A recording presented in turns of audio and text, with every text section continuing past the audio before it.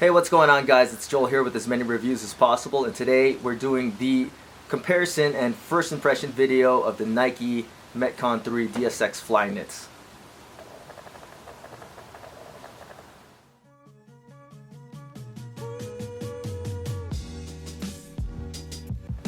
Alright guys, if you haven't seen my review video of the Nike Metcon 3s, I highly recommend that you check that out before we start this video.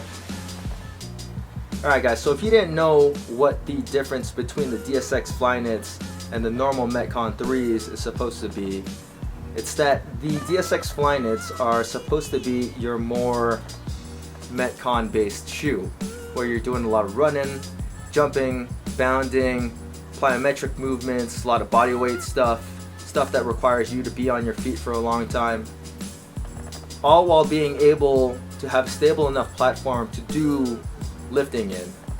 Whereas the normal Metcon is supposed to be the more stable shoe, one of the shoes that you're going to use to set PRs, to lift big and lift heavy, but still be able to do short runs and box jumps and whatever you need to do during a WOD.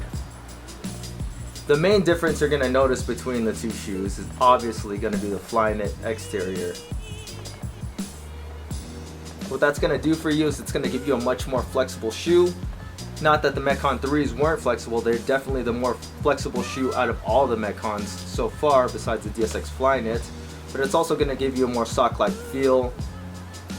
Also,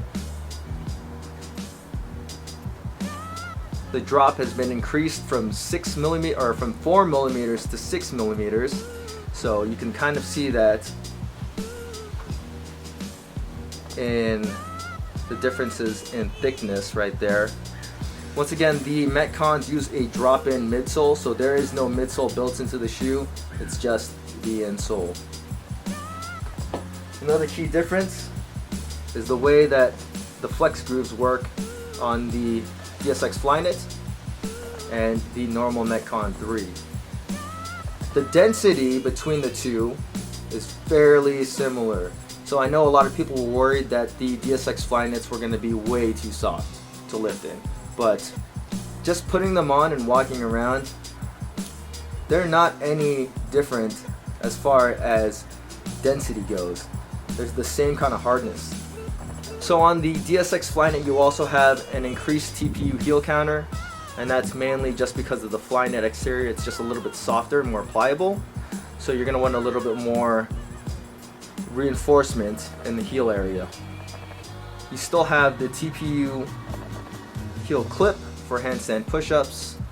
The outsole is the exact same. It's the same treading and the same density, the same material. Now the DSX Flyknits feel a lot more fitted and sock-like than your normal Metcon 3. There's a lot of breathing room still, even though they're more narrow in the Metcon 3. The upper still has a little bit of looseness to it compared to the DSX Flyknit, which feels just like fitted for your foot. It feels like a sock around your foot, and the feeling of having these shoes on is excellent. It actually feels like a very high quality piece of footwear that you're wearing, and for good reason. They do cost $160, so $30 more than your standard Metcon model. Honestly, having the DSX Flyknits on is very similar in height to the Metcon 2s as far as how far you are away from the ground and kind of the ground feel that you get from the DSX Flyknits. Though they still are much more flexible and much more comfortable to wear than Metcon 2s. Initially I was skeptical about the way that the DSX Flyknits were going to be, but really they're surprising me just by having them on. I didn't think that the Flyknit would do a good job of holding your foot in place, but it's really nice to have on your foot. It's super comfortable.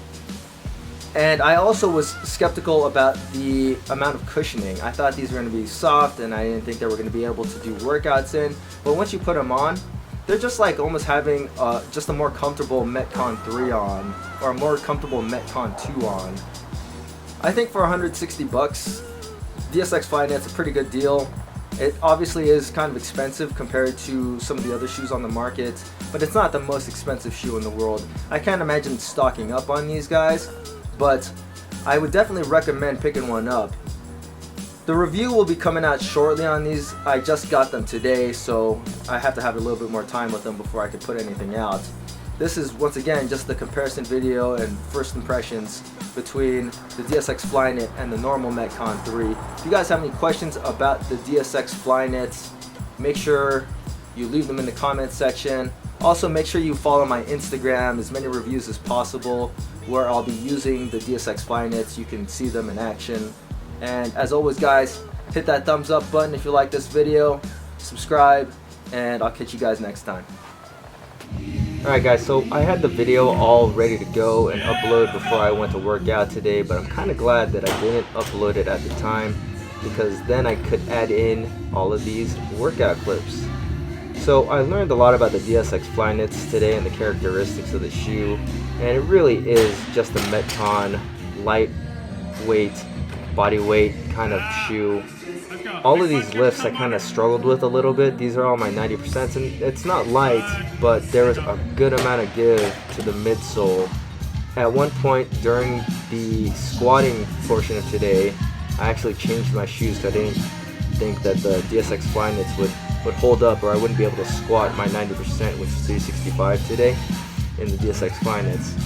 I did, and it was fine, but these would definitely not be my first choice for a lifting shoe, and I definitely recommend the normal Metcons over them.